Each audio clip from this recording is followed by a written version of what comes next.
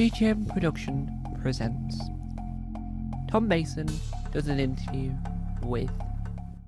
Hello and welcome to another episode of Tom Mason does an interview with, the series where I interview celebrities of all different kinds. And then I do interviews on the channel depending on whether or not they're a subject-specific person. But today we shall crack on. My guest today is best known for appearing in an episode of Call the Midwife. It's the one and only Robert Whitelock. Hello. Hello. So, we shall start at the very beginning because Julie Andrews once said it was a good place to start, and I agree, and apparently so does YouTube because they believe that we mention it and it utilizes her Wikipedia page. How did you get into the world of acting? Uh, Sort of by accident. I know everybody says that, but I was set to be a soldier. I'd done my PRC for the Royal Marines, and I'd not got enough points to get a pass, and so I had some time between going back and doing that, Yeah, and I was loafing about and unemployed, and I met somebody. I met an actor yeah, and we got chatting and he introduced me to a drama class and the rest was history. I was bitten by the bug, really. yeah. And do you think that the drama club helped to show tell you how the acting world works, or do you think that it just helped you grow your confidence more? I was pretty confident, at least outwardly. Yeah, I was inwardly was a different story, but it definitely what it did, it sort of opened me up to the world, the wider world of drama and playwrights and all that kind of stuff. I mean, literally, like the first lesson, I was introduced to Tennessee Williams, the Glass Menagerie, yeah, and I'd never heard of Tennessee Williams before. So it was the beginning of a long journey into a literary world that I didn't know existed. yeah. And do you think that acting classes and groups of similar types, do you think they're a good thing for people that want to get into acting but not necessarily want to go to like drama school or something?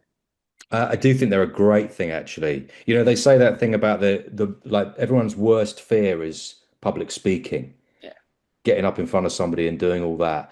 And I think there's a lot of truth in that. It's a sort of primal fear. And if you can overcome that in any kind of way, then I think it's got to be advantageous. And an acting class will definitely make you do that. yeah.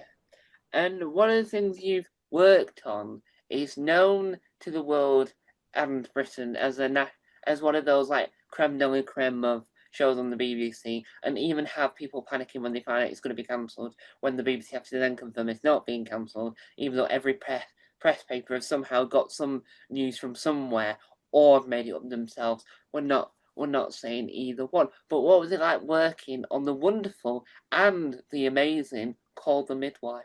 Yeah, it was fabulous. I loved it. I've wanted to do that show for ages and ages and ages. Because my one of my good pals, Ben Kaplan, was in the early, I think he was in the first two or three seasons.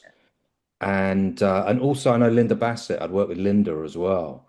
And they get a really excuse me, high quality of actors in there. And I love that kind of period, and I love that geographical location of East London down in Bow and all that. So I really wanted to do that show. And I'd auditioned for it before, and I was dead sure I was going to get it.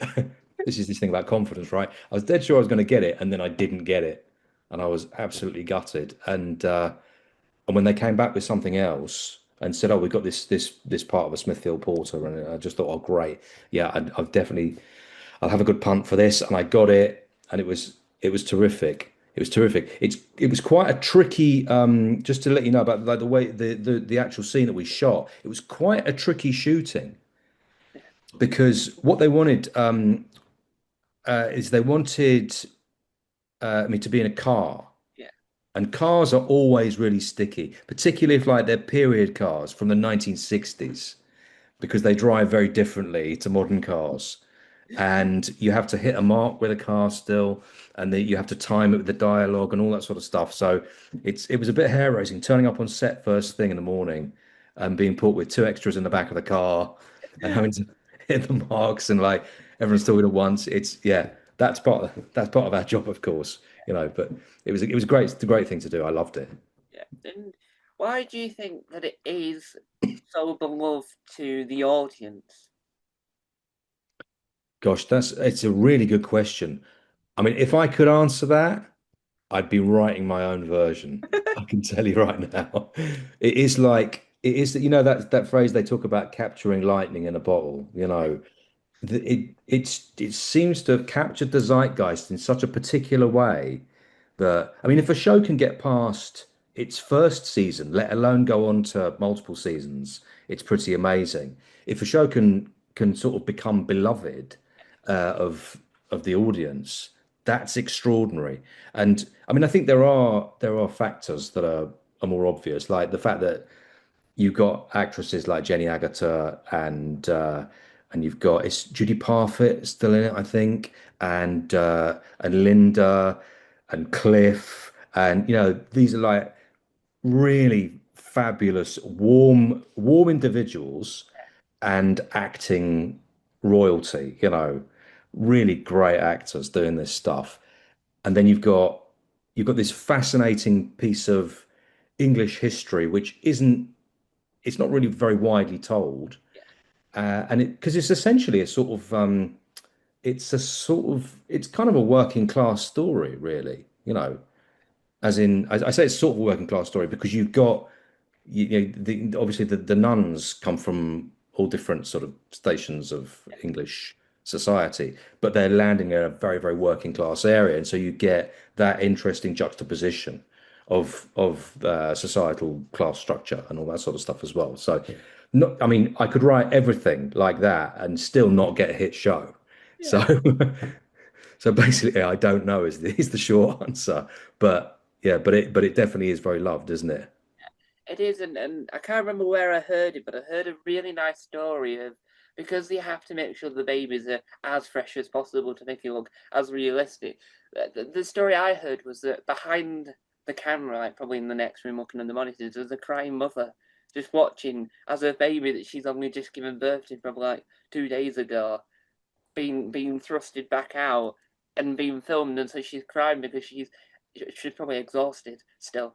But I do think that it showcases that it's still a nice environment because even though they say that you shouldn't work with children or animals, it's nice to see that the parent of said newborn gets to also enjoy the scene whilst the baby's enjoying the acting and it won't remember later on in life.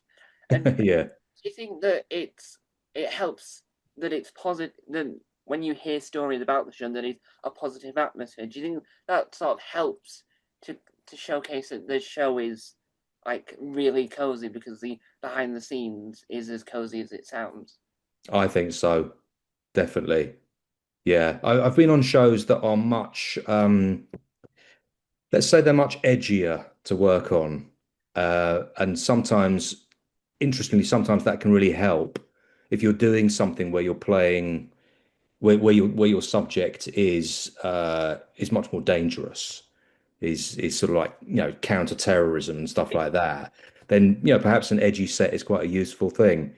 But I think for Call the Midwife, I don't think edgy would work for them really. I think warm and cozy and fluffy is much better. And because you wouldn't have anyone shouting at any chickens, unlike EastEnders. Um, and well, it's a cockerel, it's technically chicken. And one of the other things you've worked on that is well, it ended slightly too short. It could have gone on longer, I can sort of tell that the character needed some more atmosphere elsewhere. But what was it like working on the brilliant this time with Alan Partridge? Yeah, I mean, again, it was amazing. So Robin Neil Gibbons, who they do a lot of writing on Partridge now, and I love those guys. They're so funny and they're so good because they write the script and then they're ready to jam with it. They're ready to jam with whatever comes on the floor at the time. If we do something and they'll kind of go, "Oh, could you say stick this in there?" Stick this line in, say this to him, or so they're willing to try stuff, improvise stuff around the script.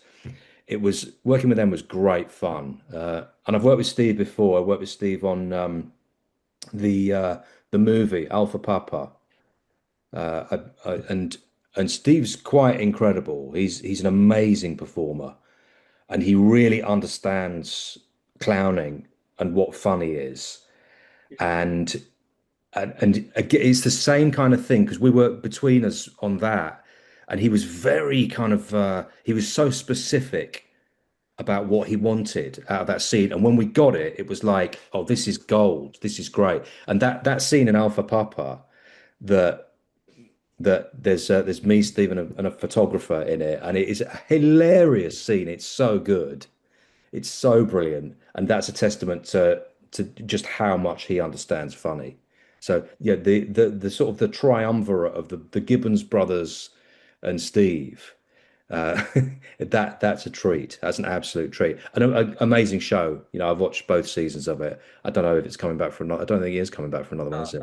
it's doing a new documentary about him coming back from Saudi Arabia. Oh Um, yes, yeah, yeah.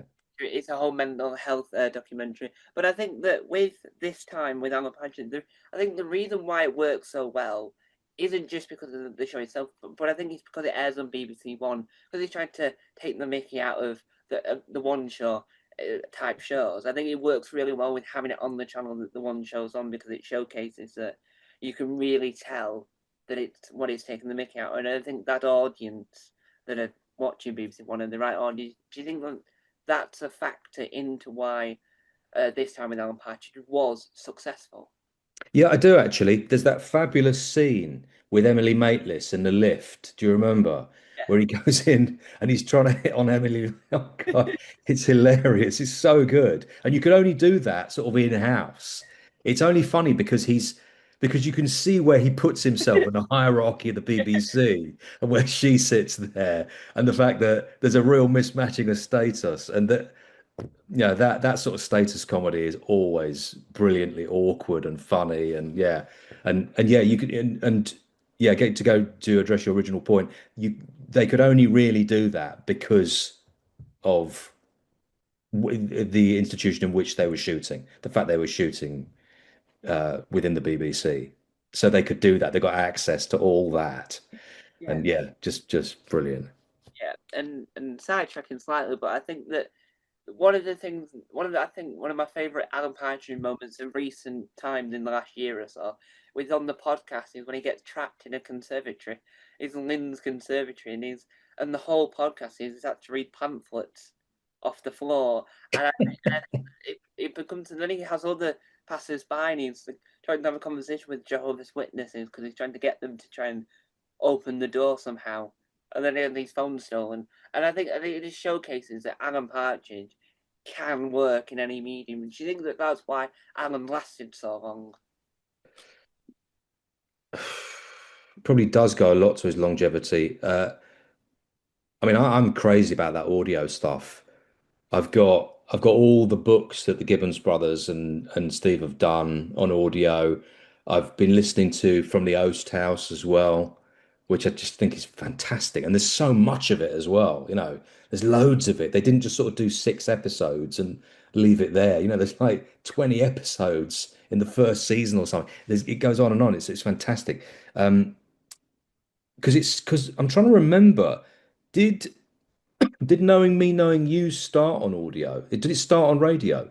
Started on the radio, and then he tries to get it as a TV series throughout the audio, and then he manages at the end to say we're being transferred to TV. Yes, I remember because I remember buying that series on cassette tape. That's how long ago it was. I bought like the like there was a three bundled cassette tape of Knowing Me, Knowing You, and I just thought it was absolutely brilliant. And then of course the show was commissioned and it was sort of it ran in parallel with the audio. It was at the time. It must have been just after the day to day because Partridge was basically essentially he was devised for that, wasn't he? The Was day to day, which we'd also sort of. I was at drama school at that time, and we were all hungrily devouring the day to day, videoing it, so we could watch it late at night when we got back to our digs.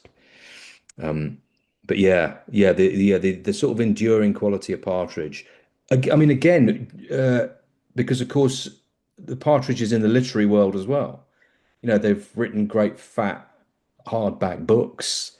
You know, Alan's Take, Nomad was another one they did, of course. You know, and uh, and yeah, so he's for some reason Partridge has been multi-platformed, and it really has worked.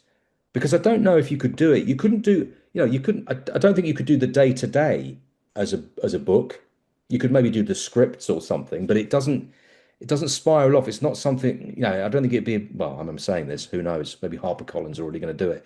But I I don't think I'd buy it. Do you know what I mean? I don't think a lot of people would get into it. Whereas Partridge, it's built up such a following that I think there are Partridge fans who will. I mean, it's been like a theatre touring show as well.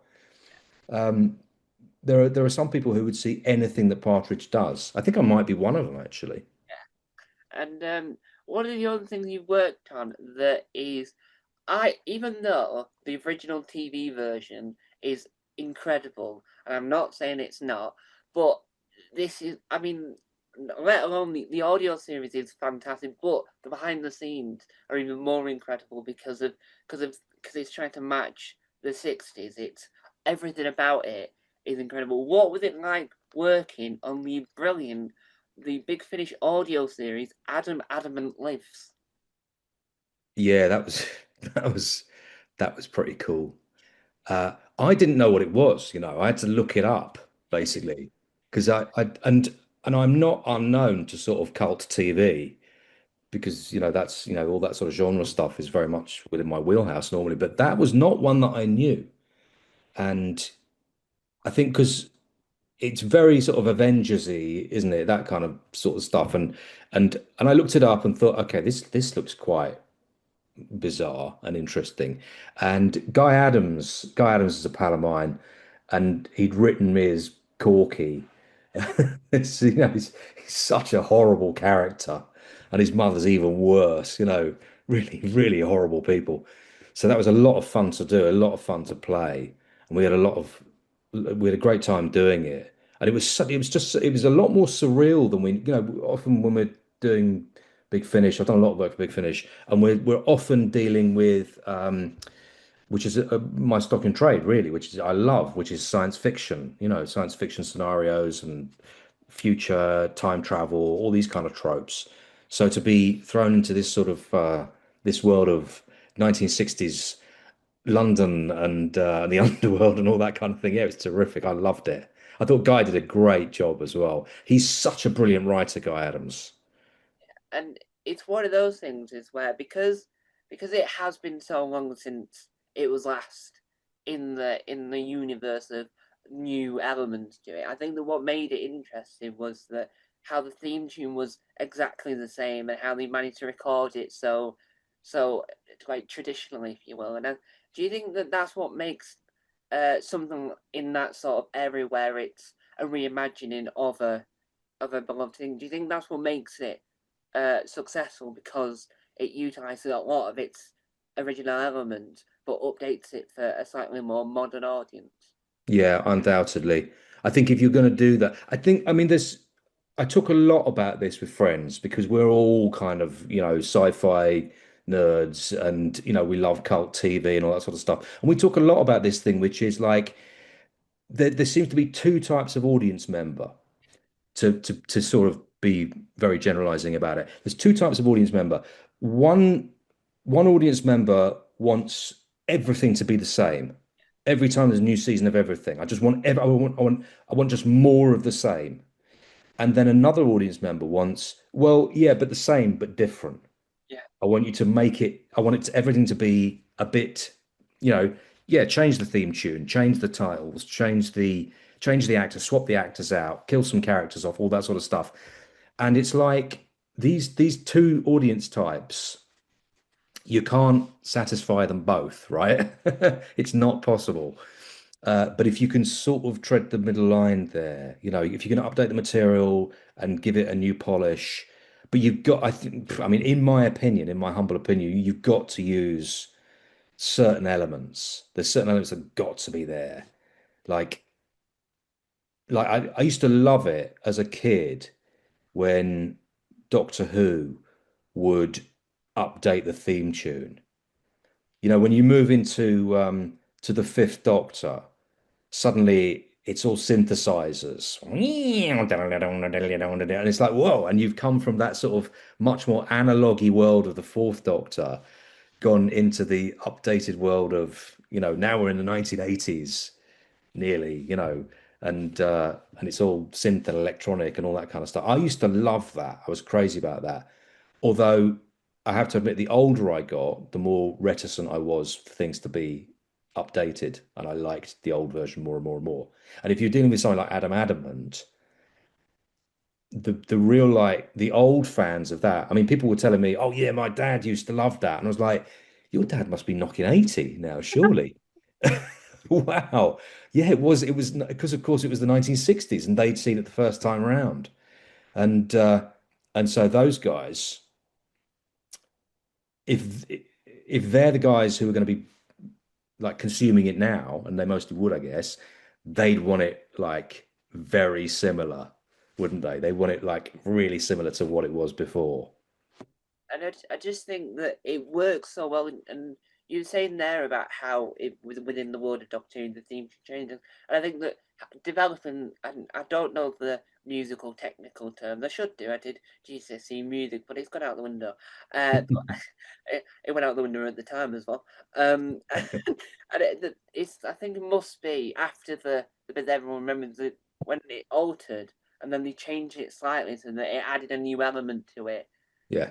and it was slightly different to the other, and then you're like, oh, that's brilliant, and then you remember that bit, and you remember, and then that reminds you of that era, and I think that that's what works really well for Big Finish because when they do, when everything they do, they alter things slightly, and you can tell what era it is. So if you like walk into a room and someone else is listening to it because it's on Radio 4, you would know by the music what era you're watching. And do you think that that's why so many of these projects and products work so well? Because fans remember the music.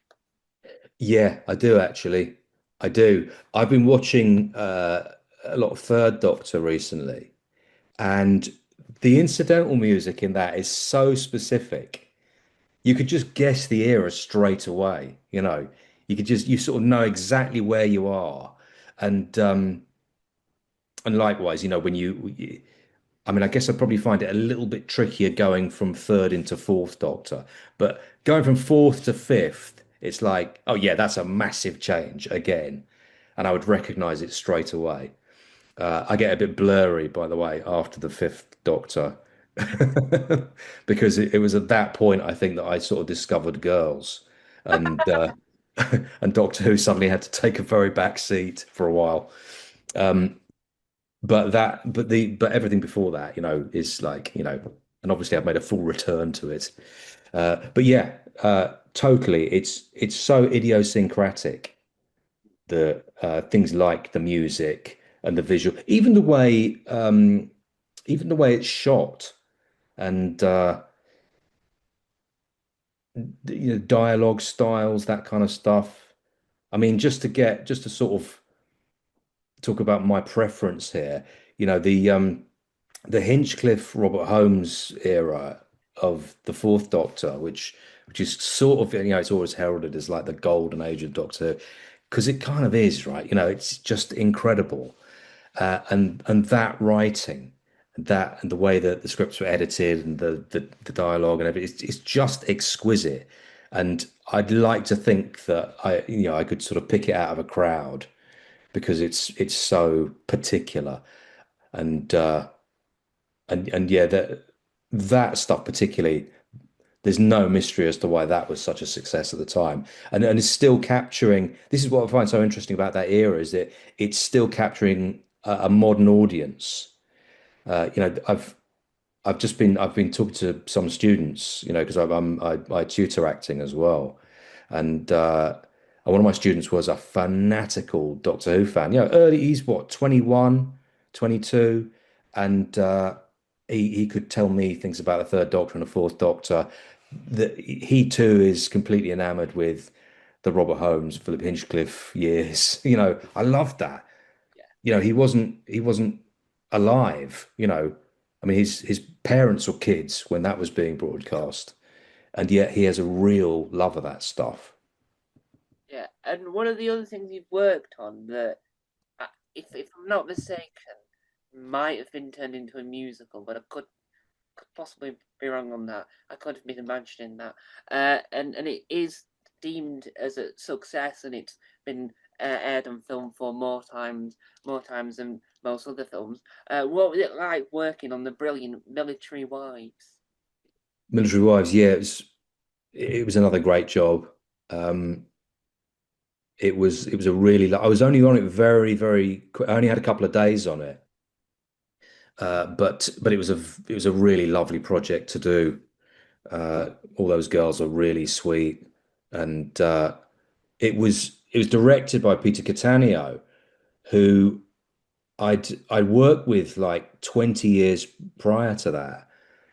Shortly after because he directed the Full Monty as well, and I worked with him shortly after he'd done the Full Monty, and we did this crazy job out in Pamplona in Spain with the running of the bulls, and I think it was about 7 days that we did out in Spain, and we were having to sort of, go on internal flights in Spain, and we were ending up in sort of, places in the middle of nowhere, and we were shooting around bull running the whole time. I mean, we were never in danger, but the stunt people that we had were actually running with the bulls. I don't know if you've ever seen this stuff. Yeah, It is nuts. We were watching people getting, tossed over barriers, getting bulls' horns through them. It was kind of like, oh my, this is this is crazy.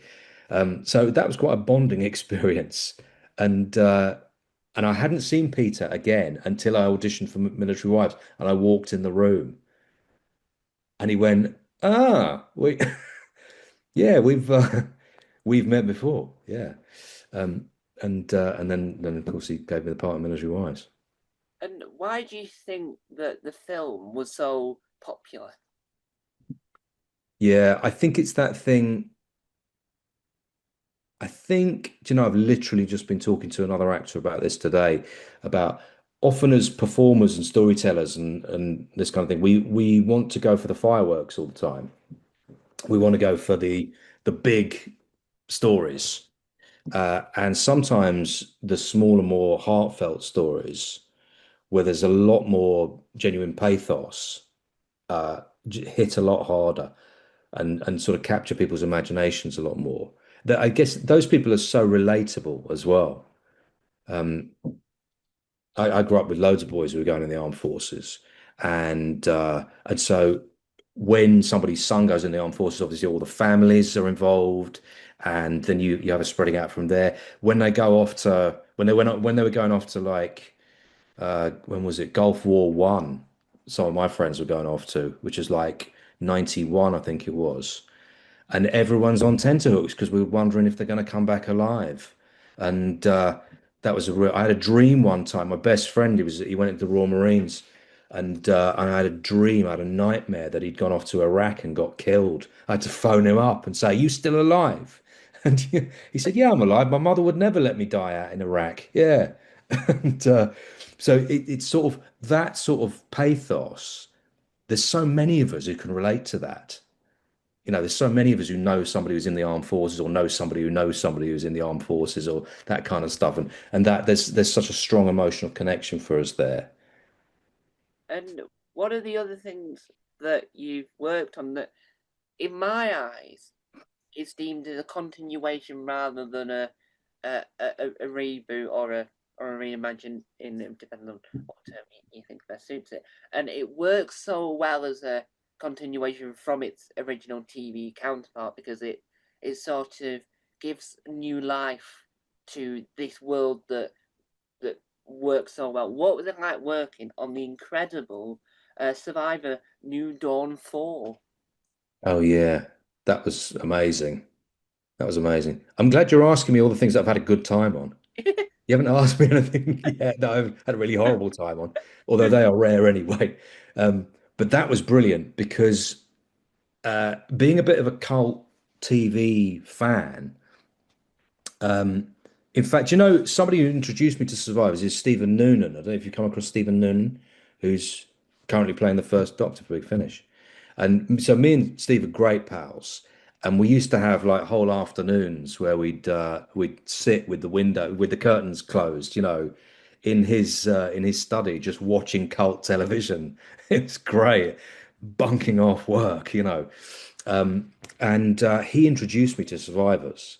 I knew about it. This is years ago. This is, I don't know how many years ago this is, because we've known each other for 26 years, me and Steve. And he he would show what he'd do. He'd do this thing. He'd go, we'd never get to watch a full episode of anything. He'd like constantly be in and out, and it was all videos and stuff like that, you know, old-fashioned media. But he played me the first episode of Survivors when, you know, with Peter Bowles. Peter Bowles dies in the first one, and but of course the great thing about Big Finish Survivors is it's it's the original cast. The girls are back. So that's a bit of a thrill, you know, when it's like, oh, that's like this is a full, because you can't always get it, you know, for obvious reasons. You can't always get the original people, particularly from old cult TV. You know, maybe they don't want to do it, or maybe they're not with us anymore, and that kind of stuff. But this one ran and ran, and I don't know about you, but I love post-apocalyptic drama, dystopian future, that, you know, all that sort of stuff.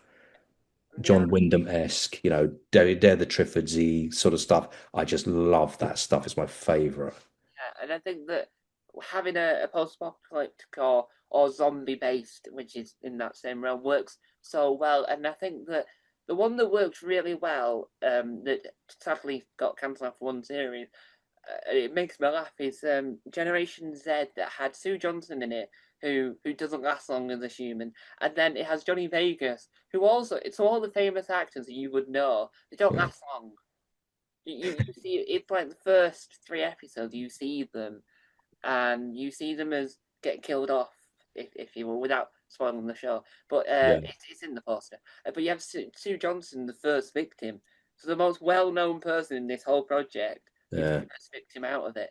So She's she, the Sean Bean of the project. yeah, yeah. So it's like she then becomes this zombie, and so then she's like either a killer or just like a really moody old lady for the rest of it. And I think that post-apocalyptic and no time thing like 28 Days Later and all this work really well because it's telling a story that will never actually happen. It's like a you can go in any direction you want, you can do whatever you want because it won't happen because obviously zombies don't exist and then no signs could probably tell you that zombies exist unless they've done a zombie mouse. Who knows? But why do you think that Survivor New Dawn works so well for a newer audience that might not have been as familiar with the original series? I think it is our sort of our fascination with. I think you know Homo sapiens has always got this sort of fascination with the end of the world.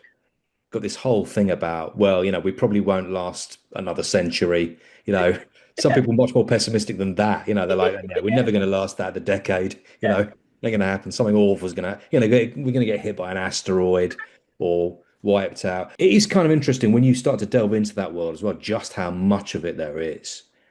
There's loads. I mean, I remember when Zack Snyder made his remake of Dawn of the Dead, and I'd already seen the Romero ones, and I'd loved them.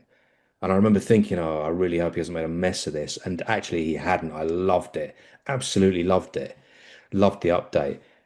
But again, it's like, oh, look, you know, I'm watching more apocalyptic, zombie-based, dystopian nightmare type futuristic stuff. Uh, yeah, we don't seem to ever tire of it, I don't think. Yeah, and I think it is this enduring thing about, well, clearly it's going to happen one day, isn't it? You know, something's going to happen. and when you sort of because it's based on this program that people remember, it's sort of when you listen to it, it sort of helps you to go, I can picture this now, and I think that that's what is with all their licensed material. That's what Big Finish does really well because it's easier on the audience. Because if there's a pre-established world, people can, if Mm. they've not seen it before, they can go watch it before they listen to it, so that in their head they can really picture it really well. Do you think that uh, that's why Big Finish is the juggernaut that they are? Because a lot of people are familiar with the franchises that Big Finish have got the licenses to. Yeah, I think Big Finish are very, very smart around the properties that they license. They're really, really smart around it. They Big Finish listen to their audience. They know their audience are.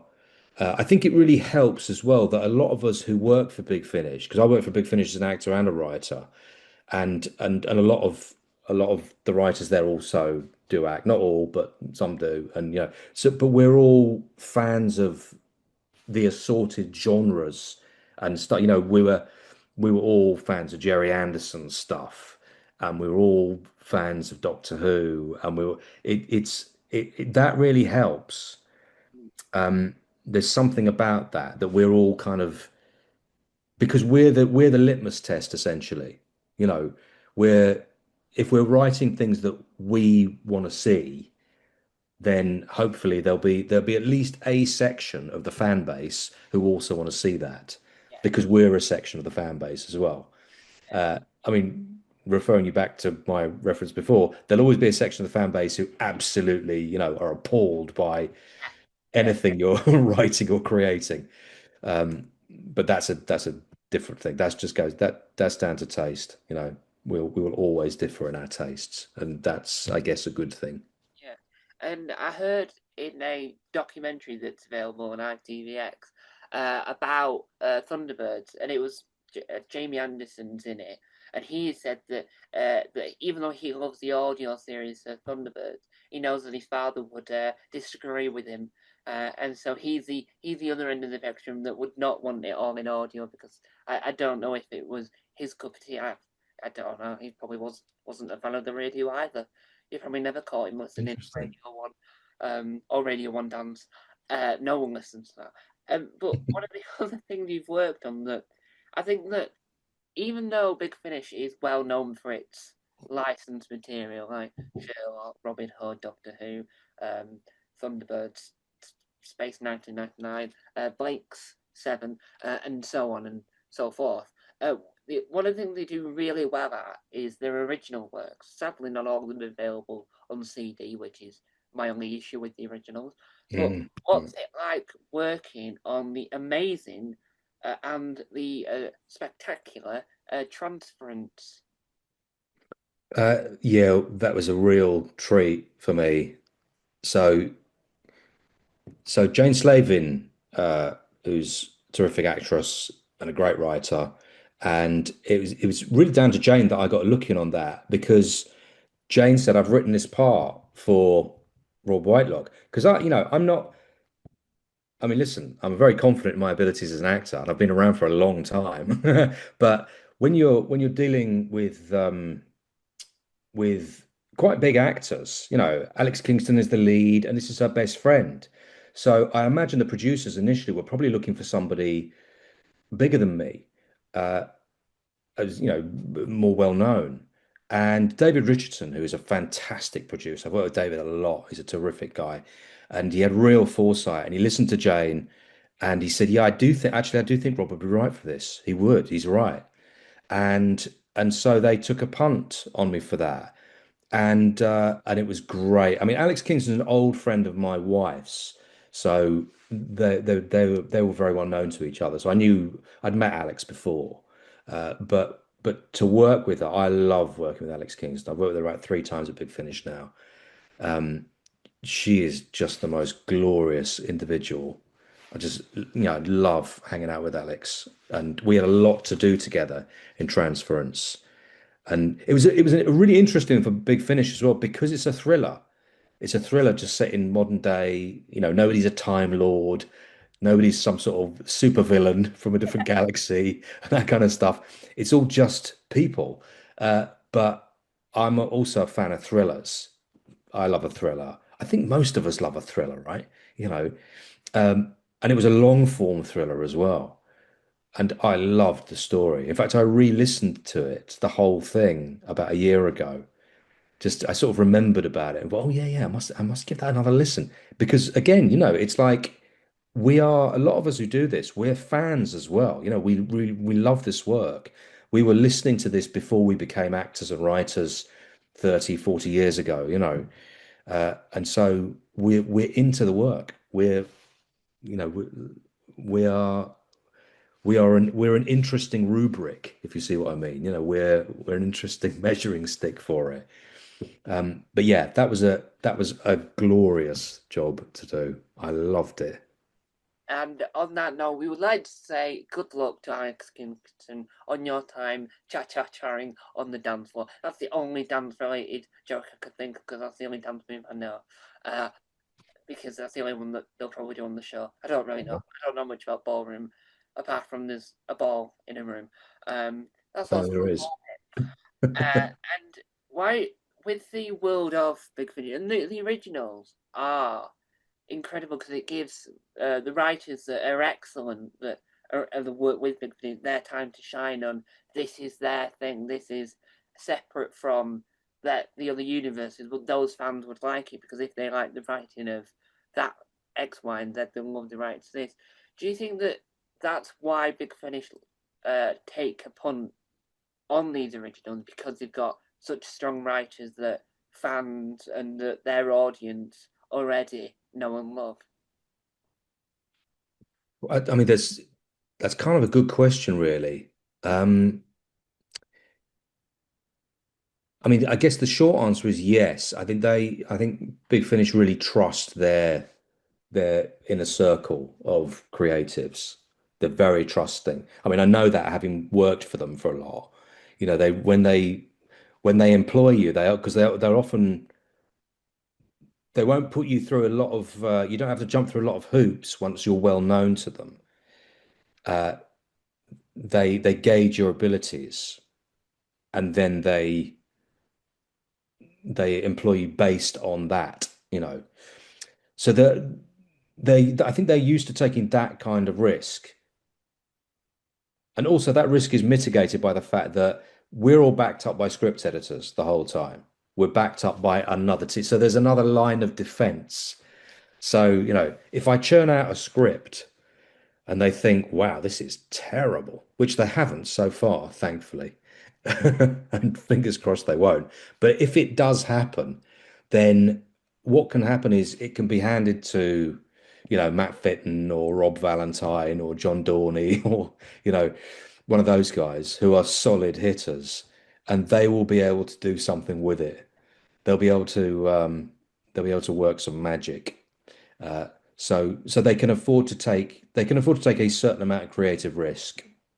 And I think that I've not heard an original that hasn't been successful. So the other one I can think of that was just beautiful, but again, it's in the genre of it really makes no sense why they're talking in an English accent, but it's Cicero is another Yeah. glorious one, and it's one of those where it's set in Rome, but none of them are speaking with an Italian accent. It's like when you're watching something where half the family's French and none of them are speaking French, they're all speaking Cockney.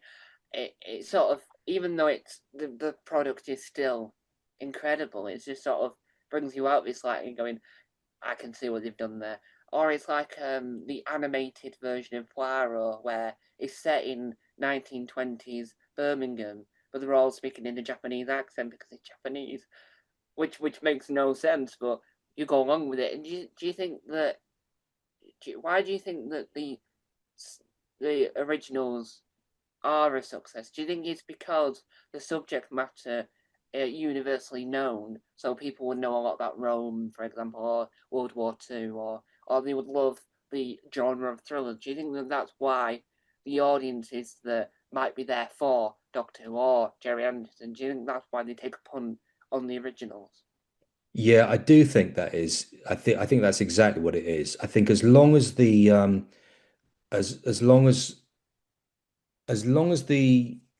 property has a fan base, and so you're sort of. I mean, I would add that that's probably the only sort of freebie that you get is that people will kind of go, "Oh, that's interesting. What's that?" That's about, after that, it's got to be quality. Otherwise, yeah, the off ramp is close at that point. Um, but I think I mean, I was going to say you're on fairly safe ground with Doctor Who. Actually, I don't think you are. Uh, as some of the, because the recent TV Doctor Who was a real sort of Marmite thing for a lot of people. It really split fandom down the middle. So, and that was with Russell T Davies at the helm as well. This was what everybody wanted, and you've got Ncuti Gatwa as a terrific actor, and you've got a huge budget, and you've got Disney involved, and you've got all that, and it still splits fandom down the middle. So yeah, it's not necessarily. Sorry, I know you're talking about originals, but I'm just using the idea of properties. Um, yeah, to go back to your idea about originals, because Cicero is an interesting one actually, because it's not an obvious one to take and adapt like that and expect there to be an audience. I mean, there's that thing that they say about what is it they say? They say that every male, sort of thinks about the Roman Empire at least once a day or something. I mean, it transpires that that's probably true, right? Uh, um, but even then, Cicero is not the obvious one to go for. I, Claudius would be a more obvious one, I guess. And Big Finish worked with Derek quite a lot. But they chose not to go with that one. They went with Cicero instead, and the wonderful Sam Barnett. Um, so that's an interest. Looking at it from that angle, that's an interesting risk to take. and and I think that it showcases that we want to take those risks, and I think that because of the renewed interest in Rome with Gladiator 2, which some people might have not liked, I think that it showcases that the Roman era is a good place to set a period. Like for instance, the audio version of Chelford 123 was worked equally as well, even because that's set in a similar realm.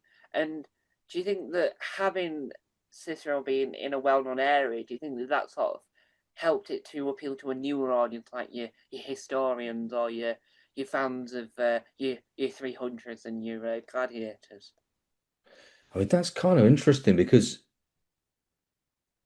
I wouldn't have suspected so. If you'd have asked me to guess, I'd have said I don't think something like Cicero is going to necessarily attract new new listenership, if you like. It doesn't seem the obvious thing to me. Um, reasons being as well, it's not an easy one. Yeah, It's a lot of people wouldn't necessarily know who Cicero was, or because it's not like watching plebs, you know, which I love, by the way. But it's not like that. It's not easy access to the Roman Empire. It's like, okay, here's a bit of quite dense Roman politics for you. And the machinations of ancient Rome, around the time of the emperor. And it's all that kind of stuff. So, I mean, the more I think about it, the more I think that is, and by the way, I think, what is it, Marmaduke Hussey, I believe, in the 1950s, I think because he ran the BBC. I think I'm getting this right. And the quote is that we don't give people what they want, we give them what they don't know that they need. And every time I mention that quote, people say, wow, that's so elitist. And I think, yeah, it sort of is elitist, yeah, but that's what my tutors gave me when yeah, I went to college. I didn't get what I wanted. I got what I didn't realize that I needed yet. Yeah, I was introduced to Tennessee Williams, and I was introduced to Arnold Wesker and Harold Pinter and all these amazing playwrights that I didn't know, and I just devoured it. And this is a similar kind of thing. You know, if you if you're introduced to Roman history and you don't know about it, then actually it's an incredibly rich and fascinating time. And and yeah, if Ridley Scott can do it, then and you know, and Ridley Scott has done it with a number of different things. He did it with the Crusades as well in Kingdom of Heaven. Uh, yeah, he's introduced people. He's introduced the mainstream to subjects that are considered quite dry sometimes, quite dry and potentially highbrow, and very much the domain of the academic historian. Whereas actually, you know, it's accessible. We've all got an interest in this stuff. It's interesting. It's fascinating. There's very few people who are not interested in even in just the basic human stories of these characters and individuals. Yeah. And one of the other things you've worked on that is deemed by some people as really fascinating, and other people as the greatest way to separate the two different franchises that the thing often gets confused with if you Google it incorrectly. I don't know how. And they had to retitle the Marvel film in the UK and then decide that's not the title they want for Disney Plus, so no one can actually find the film they're after anymore because they don't know what the international title was. But what's it like working on the incredible audio adaptation of The Avengers, the comic strip adaptation, Volume 5? That was great. Samuel Clements directed that. And that's always very special, you know, when you've got a direct lineage to the work, because Sam Clements is obviously Brian Clements' son, and he was the Avengers. And I remember watching my first episode of the Avengers when I was a kid. A kid. I don't know how old I was, 11 maybe. After school, black and white. Um, Mrs. Peel, you know, that was pretty special because it was so weird. You know, it was so weird, and I hadn't seen anything quite as weird as that. And and then to be playing the villain in that as well, which is, you know, that's the part. If you're not going to be playing Steed, then you want to play the villain, right? And you know, uh, and so I was lucky enough to do that. That was a great. Just I thought the story was just terrific as well. Really, really good. And I think that what makes a show so successful is if you've got a massive corporation like Marvel and they have to change their title of their film for the UK audiences. That's when you know that a show has been so successful even the Americans see, oh, we're gonna have to change that. Do you think that that helps to showcase how well beloved the Avengers is because of Marvel having to change their first film to, instead of calling it the Avengers, they called it Avengers Assemble? Do you think that that showcases the love for the TV show and its many audio versions? I didn't know that, you know. I didn't know they'd had a run in with the license holders there. I didn't know that had been a thing. So in Um, Britain it was called Avengers Assemble. Everywhere else it was called the Avengers, and then they removed the word Assemble for Disney Plus because they thought it's been long enough now. Interesting. Right. Ah, I didn't know that. I didn't know. So they can call it the Avengers in the rest of the world. Yeah, everyone, if you say to someone, what's your favorite Marvel film? Someone might say the Avengers. They really mean Avengers Assemble, but that isn't what anyone else called it. It's just because they didn't want to get it confused with the original TV show because everyone loved the TV show. Ah, interesting. I mean, that's sort of see the Avengers. I always think that anybody under the age of probably 50 wouldn't know anything about the Avengers. I, I mean, am I wrong about that? Well, well, in my generation, I'm the only person that knows what the Avengers is, um, Right. and there wasn't enough people that loved the idea of my Avengers-based podcast. I don't know. I think it might just be the odd person, but I think it's because like the new Avengers, Joanna Lumley in it, and I think it must just because there are the people that are doing the marketing in the UK might have been Avengers fans. I don't know who decided that it needed to change, but someone high office in the UK branch must have been massive fans, or they had the power of Google and did a Google search, and that was the first thing that came up instead of the Marvel franchise. Do you know what? That makes a lot of sense, actually.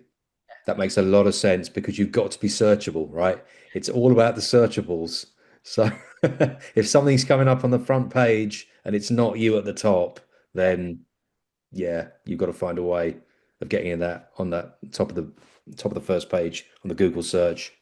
you don't want Joanna Lumley. You want the Hulk. You want Joanna.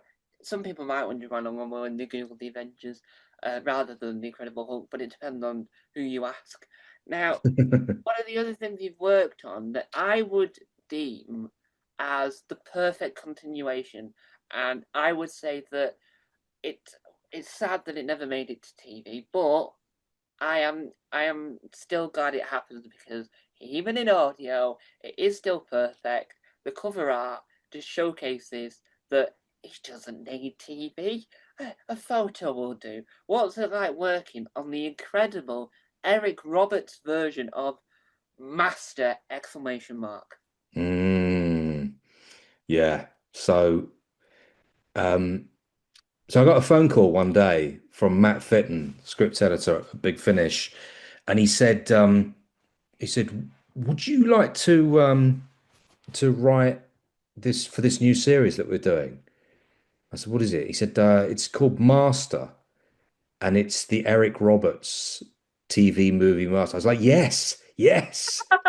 Yes, absolutely. Oh, what? Yeah, great, amazing. And then he gave me the brief as well and said, yeah, so it's basically sort of post-Dalek invasion. I was like, oh, this is like the perfect job. Yeah, Doesn't get any better than this, does it? Because I rather liked the TV movie. so did I. I've got a German copy of it by accident. Oh, really? I bought it on DVD and then I realised there's a video on YouTube me opening going, ooh, ooh, it's in German. I didn't realise I couldn't see from the Amazon listing that it was in German. Do you watch it in subtitles? Well, no, they've got an English version, so you just switch it to English in the DVD, so you can Oh, watch it. nice. You just Oh, got great. you got a German cover, a DVD cover box of it. Oh, nice. Might be quite rare. Well, most of the items in the world of Doctor Who become rare. Eventually, that's when you don't take it out of the box. More money later.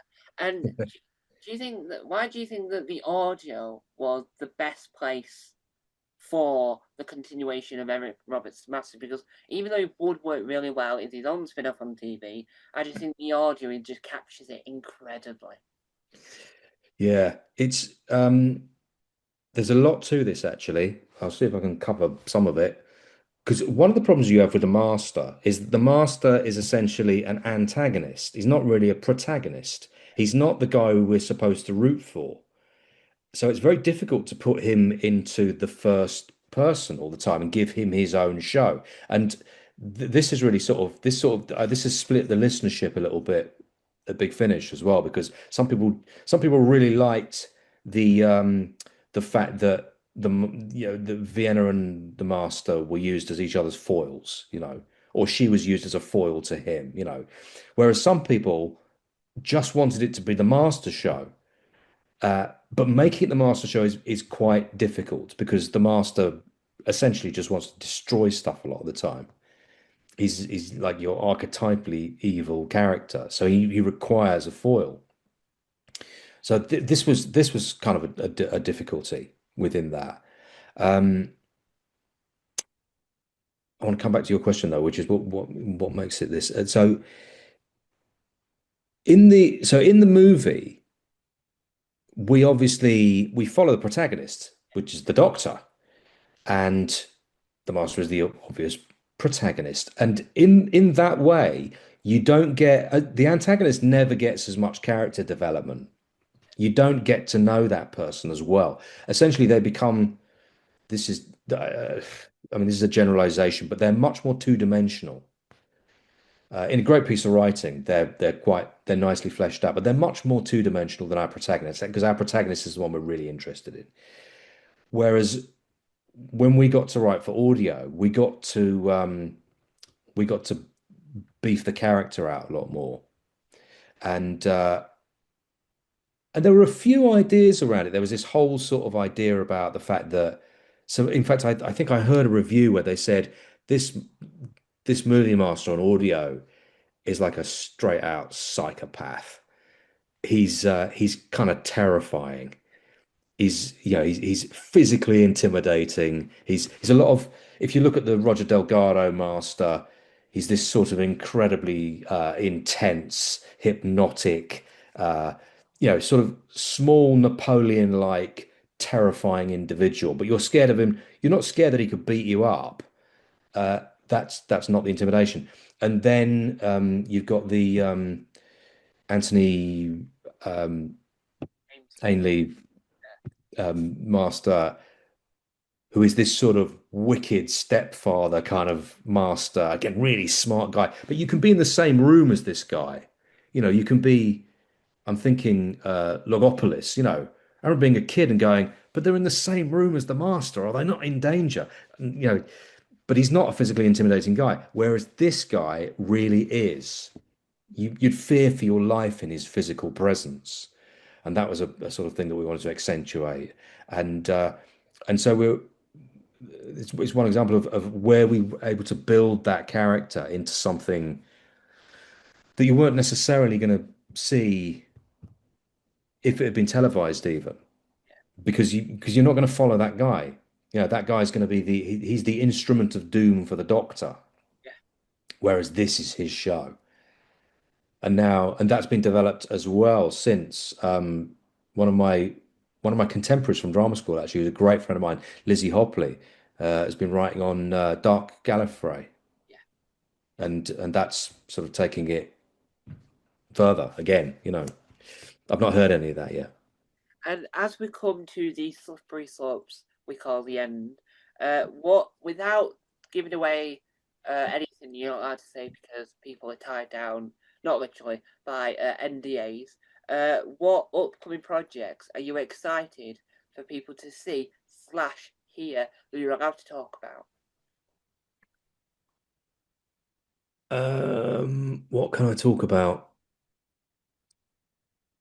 Oh, yes. There's the Ninth Doctor stuff. I could talk about that because that's now public.